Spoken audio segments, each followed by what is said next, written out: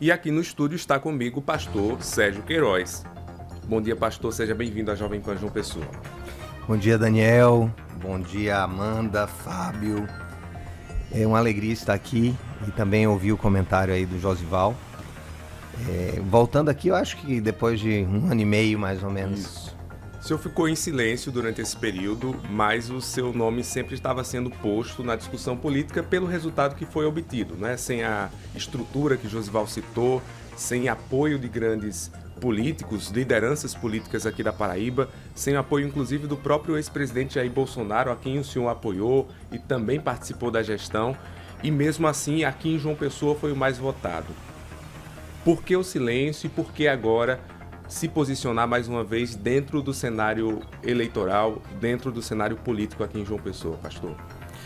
Olha só, a eleição passada, ela trouxe muitas surpresas para mim pessoalmente. Primeiro, a surpresa de como a política ela é dinâmica e ela funciona em torno de interesses mais ali imediatos, né? Na própria campanha, embora tendo uma posição dentro da polarização Lula-Bolsonaro, eu apresentei um estilo que não foi uma máscara de campanha, mas quem eu sou. Eu não sou dos extremos. Eu sou centro para a direita. Eu não sou extremado. Eu gosto de dialogar, eu gosto de valorizar o que o adversário faz de bom e criticar o que o adversário faz de ruim. Então o que me incomoda muito na política é essa coisa de eu te taxo como meu adversário e tudo que você faz não presta. Então isso primeiro é desumano, isso desumaniza o outro, isso é um desrespeito à pessoa e isso fecha portas e tensiona mais ainda os processos sociais de relacionamento. Eu tenho posicionamentos muito claros e eu deixei eles muito claros durante a campanha. Ou seja, se de um lado eu tenho, obviamente, um viés cristão conservador, eu tenho um olhar extremamente profundo sobre a pobreza, sobre as minorias, né, sobre a compreensão das dores que são dores do outro e de escolhas que são escolhas do outro que eu não concordo, mas que eu levo em consideração. Por que eu estou falando isso? Porque em João Pessoa nós ganhamos do candidato ao presidente da República, nós ganhamos da candidata do governador e do prefeito, nós ganhamos de Ricardo, que havia sido prefeito e governador, e ganhamos do senador eleito. Então foram 28% de votos gratuitos que eu tive dentro de vários setores do espectro político de João Pessoa. Então, isso acabou sendo uma semente que ficou ali no imaginário. Eu me recolhi, porque há tempo de falar, há tempo de calar, há tempo de chorar, há tempo de sorrir, há tempo de abraçar, há tempo de separar. E simplesmente fiquei na minha.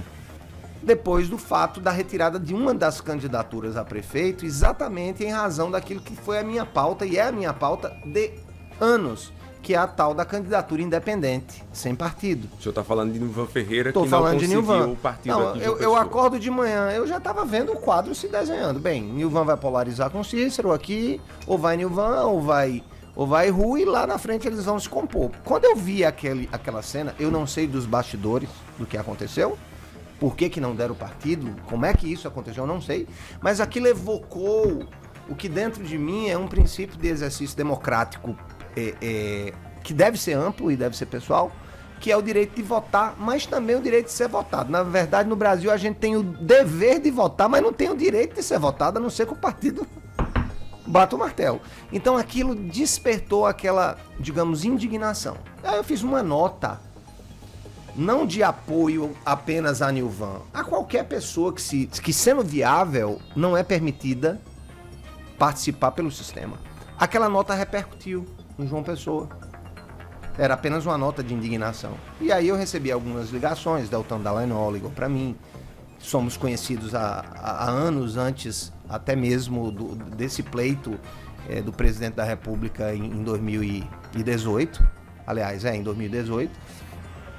A gente já se conhecia de outras atuações, eu como procurador da Fazenda Nacional, ele como procurador da República. Ele disse: Sérgio, o lugar que se defende, Sérgio, a candidatura independente no Brasil, o único partido que defende que seu Zé e Dona Maria se lancem prefeito da cidade deles é o Novo. É a gente que está na porta do Supremo pedindo para que seja votado o processo que está lá com o Barroso. Então aí começou toda a conversa. Então começaram a fazer grupos, começaram a fazer organizações, veio o vídeo formal de Deltan Dallagnol, e estou aqui, né? Com o nome posto, não como pré-candidato. Sim. Não estou aqui como pré-candidato, mas eu estou aqui dizendo assim, ei, você que foi às urnas e me deu a vitória em João Pessoa, sem estrutura e sem dinheiro, 28%, eu quero pelo menos ser o interlocutor do que vocês querem para João Pessoa, para que eu possa comunicar para os grupos. Então é mais ou menos isso. E aí fica um questionamento a mim, nessa decisão de se filiar a um novo, que o senhor anunciou ontem que vai participar efetivamente do partido, buscar atrair pessoas para essa discussão. Ficou o questionamento ao partido, por que não deu legenda a Nilvan Ferreira, por exemplo? Nilvan buscava o Partido Novo, era uma das tentativas dele de se viabilizar aqui em João Pessoa. E o Novo foi um dos partidos que possivelmente fechou as portas a Nilvan Ferreira. Daniel, eu não participei desse debate. Eu posso até vir a saber mais detalhes depois, né? Da química que não bateu, né?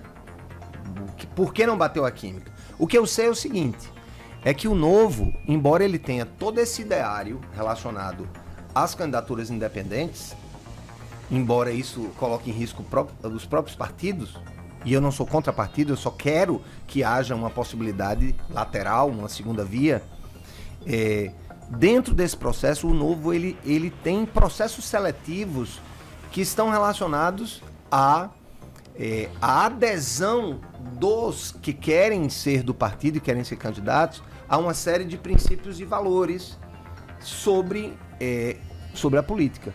Como é que foi essa conversa com a presidência? Eu vim conhecer o presidente Jefferson do estado da Paraíba, Deltan eu conheço como embaixador do partido no Brasil, mas eu vim conhecer Jefferson, o Zé Carneiro, um mês depois que aconteceu a desistência de Nilvan, 15 dias, 20 dias. Então eu não saberia lhe dizer. O fato é que há uma série de condições, né, para que você seja viabilizado ali. Agora, uma vez que você é escolhido...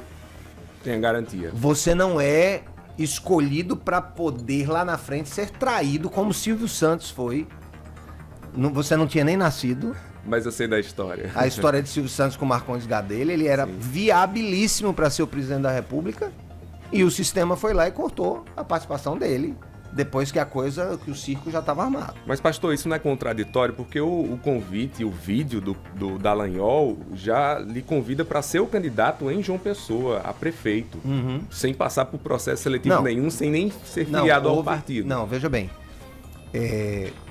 Há pessoas que são publicamente conhecidas por suas pautas. Sim. Tá?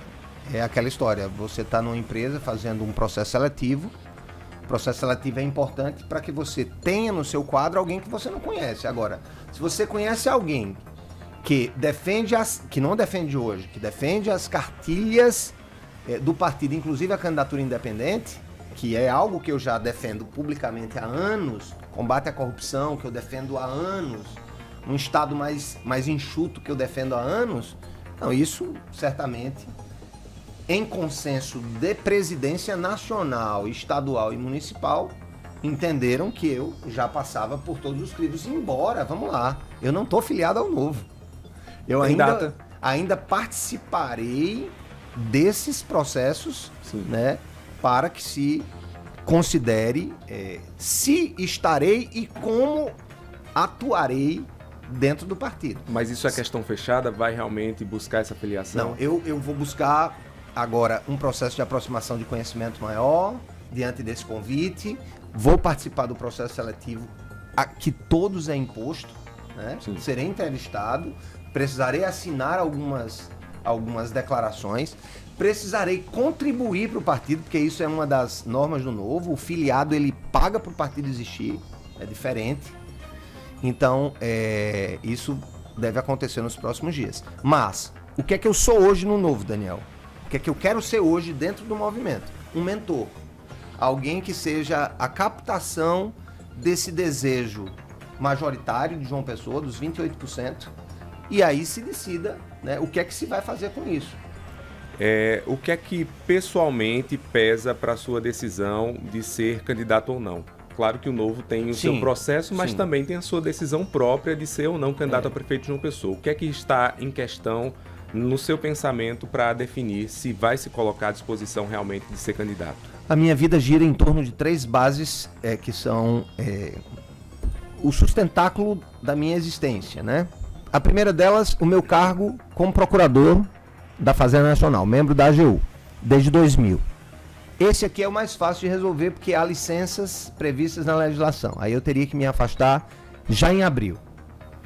O outro pilar é a minha família, minha casa, minha esposa, meus filhos, né? A gente acabou de ganhar uma netinha, vai fazer 1 ano, né? Já a neta. Os filhos estão naquela fase de casarem, e minha esposa também está com ela, meus pais já estão aí na casa dos 70 e tantos, 80 anos, eu tenho também essa preocupação de estar com eles, então a família vai ser muito importante, mas essencialmente o Conselho Presbiterial da Cidade Viva, não da Fundação Cidade Viva, porque eu não sou mais membro da diretoria, eu sou fundador, saí em 22 e não voltei mais para as questões da fundação, escola, faculdade, então aqui eu não tenho nenhuma ligação, mas a igreja, os líderes da igreja vão ter que decidir. E assim, será um debate muito complexo dessa vez. Eu ouvi essa sua resposta em outras entrevistas ontem, uma série de entrevistas que o senhor concedeu, e me chamou a atenção e trouxe um questionamento aqui hoje.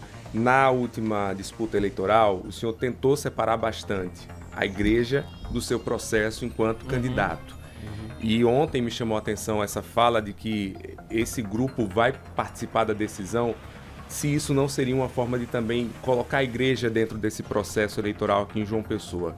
E aí eu quero entender se essa decisão da igreja é de liberar o pastor para essas outras atividades ou se realmente o senhor quer envolver mais esse seu rebanho, utilizando até a expressão da igreja, né? Corriqueira, nesse processo eleitoral também, pastor. Vamos lá. O sistema, a Igreja Batista no mundo, ela tem várias convenções nacionais, ela se filia em uma aliança mundial de igrejas, que é uma das maiores denominações dos Estados Unidos. Ela tem um distintivo, por exemplo, do catolicismo, do anglicanismo, do luteranismo, do presbiterianismo. Nas igrejas batistas, cada membro, é ele quem escolhe o seu líder. E nós temos uma peculiaridade. A Cidade Viva tem uma peculiaridade. Quando ela foi fundada, foi no tempo que o Código Civil brasileiro foi mudado, exigindo que as igrejas tivessem a forma associativa. Depois isso foi derrubado, tanto para partido político quanto para igrejas. Houve uma modificação. Mas como a Cidade Viva, Igreja Batista do Bessamar, foi fundada sobre um padrão associativo e eu sou escolhido secretamente pela igreja, o meu nome é avaliado a cada 4 anos em voto secreto, então, como se trata agora de algo que, pela experiência, nós percebemos que da vez anterior eu comuniquei a minha saída e pedi ao conselho o afastamento. Agora, uma consulta a toda a comunidade pode gerar a minha exoneração e não afastamento. Então, a mudança no processo, e seria uma ilusão trazer uma igreja formada por pessoas autônomas, homens e mulheres inteligentes, de várias classes. Lá tem petista, lá tem do PCdoB, lá tem bolsonarista, lá tem agnóstico político, aquele cara que não quer saber de política, que não acredita em nada.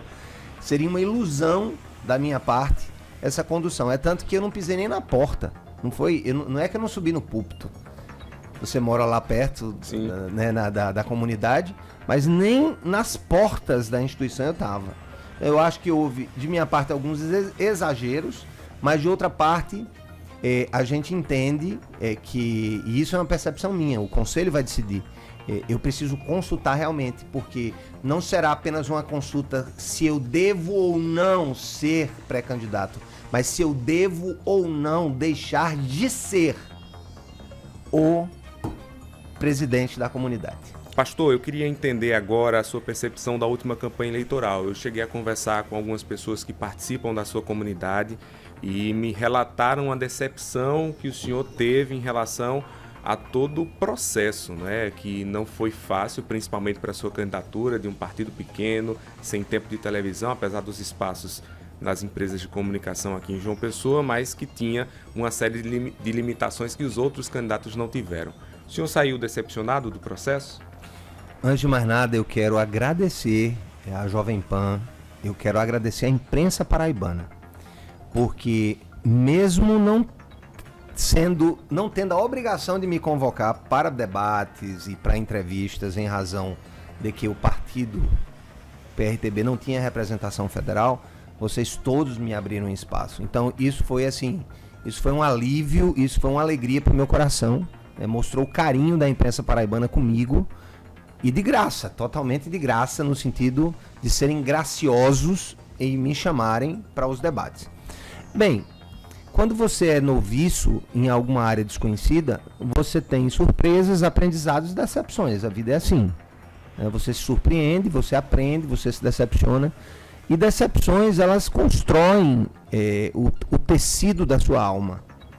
Lhe tornam mais atentos a coisas que você tinha como sendo coisas que talvez não existissem.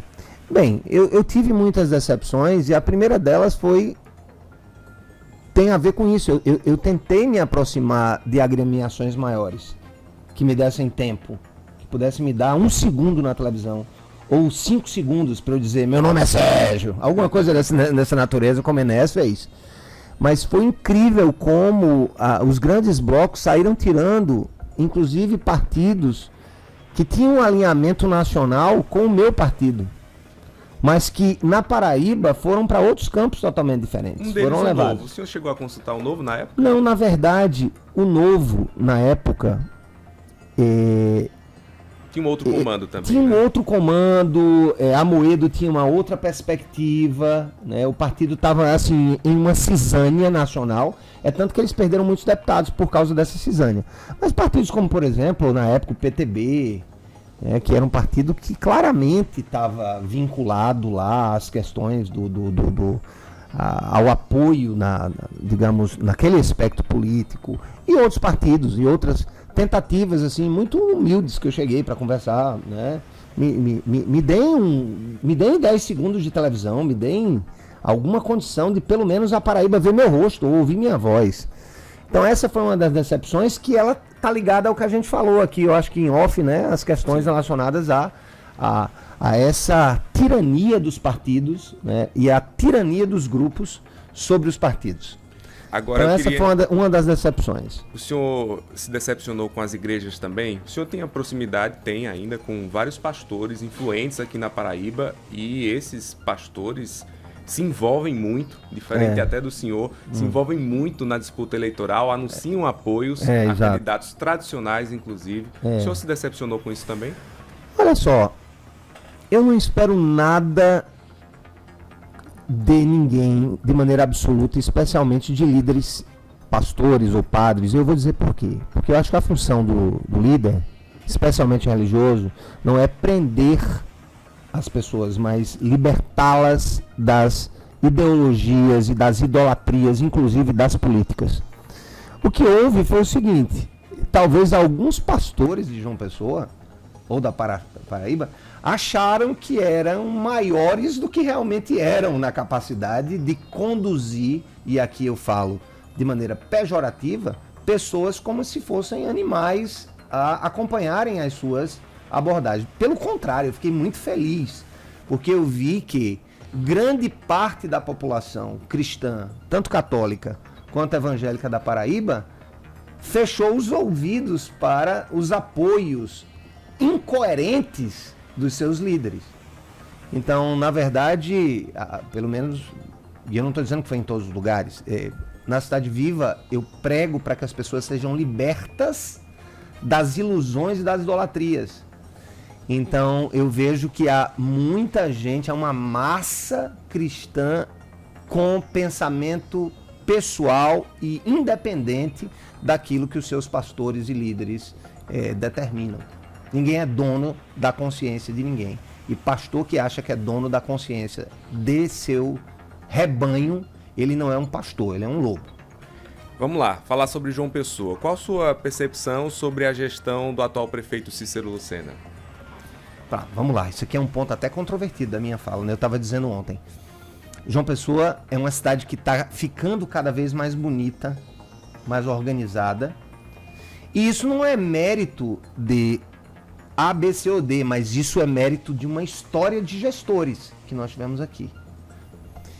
Então, o que João Pessoa é hoje, eu não vou ser maniqueísta e dizer a cidade está um caos.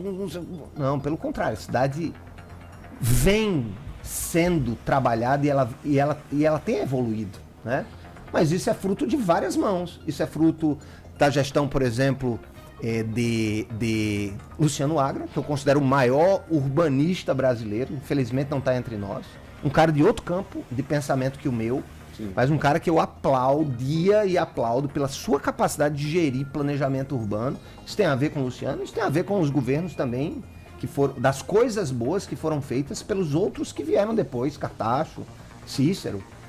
Na verdade, a discussão municipal não pode ser essa discussão de os demônios estão saindo e está chegando agora o anjo do Senhor. Salvador. Isso é uma falta de respeito com as coisas boas que os outros fizeram. Então, a minha discussão sobre a cidade de João Pessoa é que há coisas que podem acelerar no processo de melhora e de desenvolvimento da cidade. Uma mais rápida intervenção na questão da mobilidade urbana, por exemplo, é uma delas. Um barateamento do custo do transporte urbano, né? A criação de novos modais de transporte a partir de grandes centros para o centro da cidade, né? Onde ali nós temos as integrações. A questão da drenagem urbana em João Pessoa precisa melhorar e não são obras complexas, elas precisam ser aceleradas para que a gente não sofra com inundações. A questão do equilíbrio entre ação social e empreendedorismo, isso pode melhorar muito ainda. Então eu deixo a minha palavra dizendo assim, eu agradeço ao empenho de todos os gestores, né, que têm feito João Pessoa cada vez melhor. Mas eu acho que tem muita coisa melhor, mais moderna que pode ser feita para que a gente chegue mais rápido no ranking das melhores cidades do mundo. O senhor não tem descartado ser candidato em João Pessoa, mas a vice é uma possibilidade também? Olha só, eu quero contribuir para as discussões. Você deve ter percebido que eu não estou aqui fazendo execração pública de ninguém, não estou fazendo críticas desonestas a ninguém. Tenho um modo de pensar, sou de uma nova geração. E dentro desse processo, a compreensão de que a cidade pode receber contribuições para que ela seja melhor para todos nós, porque, por exemplo, as pessoas transitam petistas e bolsonaristas, né? E sim, todos pegam o tráfego complicado naquela avenida. Sim. Todo mundo tem problema hoje, a cidade está parada no trânsito, todos vivem esse negócio. Então, a gestão municipal, ela precisa ser menos ideológica e ela precisa ser mais técnica e propositiva. Em razão disso, pessoas que são técnicos, por exemplo, eu sou engenheiro, além de advogado, procurador, eu sou engenheiro civil, eu entendo de planejamento urbano, eu entendo de infraestrutura. Eu acho que eu posso contribuir, nem que seja na construção de planos de governo de alguém. Então, na verdade, Daniel, a posição que eu vou ocupar nesse negócio todo, se de mentor, se de catalisador de um movimento, se de porta-voz de 28% das pessoas que votaram em mim para o Senado em João Pessoa, me dando a vitória na cidade, isso aí é o que menos importa. Eu faço esse questionamento porque o senhor é um vice dos sonhos de alguns candidatos aqui em João Pessoa, de muitos até. Eu cito aqui Rui Carneiro, acho que existe uma intenção de buscar o seu apoio. Marcelo Queiroga também, acho que adoraria tê-lo dentro dessa candidatura dele. O que é que o senhor acha desses nomes que estão postos aqui na capital? Olha só, vamos lá. Rui é um guerreiro, né? Assim, eu gosto de Rui, eu gosto do Marcelo, eu gosto do Cícero. como pessoas assim de respeitar, de honrar as suas posições enquanto deputado, enquanto Marcelo ex-ministro, prefeito da capital. Esses nomes, eles são nomes importantes que podem trazer aí alguma mudança, mas eu penso o seguinte, né? O Marcelo Queiroga, ele teve uma capacidade muito grande de gestão. Ele foi a voz ponderada no meio do caos ideológico ali, né? Então ele entra no governo federal como um médico mesmo ali, experiente, ex-presidente da Sociedade Brasileira de Cardiologia. Então, eu gostei da maneira como ele liderou o ministério, inclusive contrariando alguns interesses daquela ala mais radical, que transitava em Brasília. Quanto a Rui também tem demonstrado ser um deputado atuante em causas importantes, causas especialmente muito caras para mim, a questão do apoio ao combate ao câncer, né? É uma das grandes causas dele. Ele tem também um quê, até por ser mais novo, né? Do que Marcelo, de modernização. Então, na verdade, gente, é como eu estou dizendo, essa campanha de 2022 me ajudou a refletir mais profundamente sobre o quê? Olhar qualidades desses atores aí políticos do que tá catando defeito. Eu estou preferindo buscar os meus próprios defeitos. O senhor pretende conversar com o Bolsonaro sobre essa questão eleitoral aqui em João Pessoa? Não, na verdade eu não tenho interlocução com o governo federal, mas ao mesmo tempo não me furtarei de ouvir quem quer que seja que queira conversar sobre a cidade de João Pessoa. O que eu sei é o seguinte: o governo federal e a instância nacional do PL não sabe 5% do que o pessoense sabe sobre a sua própria cidade.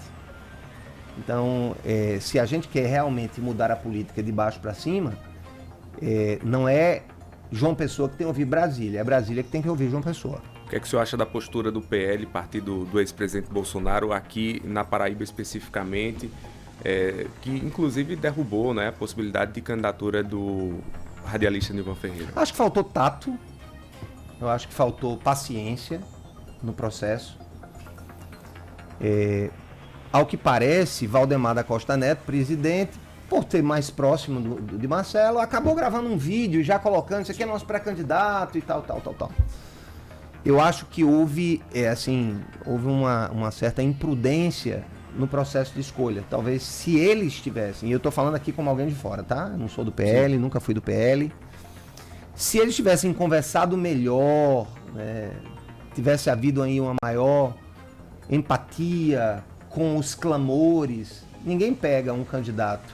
Mas o senhor acha realmente que foi isso que aconteceu? Porque o que essa ala dissidente fala é que é um coronel que manda no PL aqui da Paraíba, o Wellington Roberto, deputado federal, que é justamente isso que o senhor combate, né? E que isso foi o que impôs a candidatura de Queiroga aqui no estado. Veja bem, não é novidade que o Nordeste tem os seus coronéis. E aqui não é uma característica apenas do PL da Paraíba, é uma característica do antigo DEM, né? Uma característica do MDB, é uma característica do PSDB.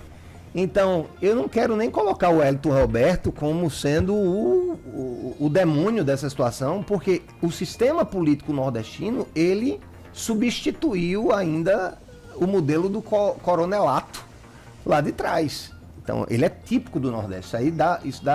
Isso dá cases de avaliação política. É por isso que o Nordeste, ele é meio que cego no sentido de clamores nacionais. O Nordeste, ele funciona a partir de suas lideranças locais, que são muito fortes, né? São muito mão de ferro. Mas nesse sentido, acho que se eles tivessem sentado pensando em um projeto, até um projeto de renovação no próprio estado da Paraíba, poderiam ter sentado mais, né, e conversado mais para ter evitado isso.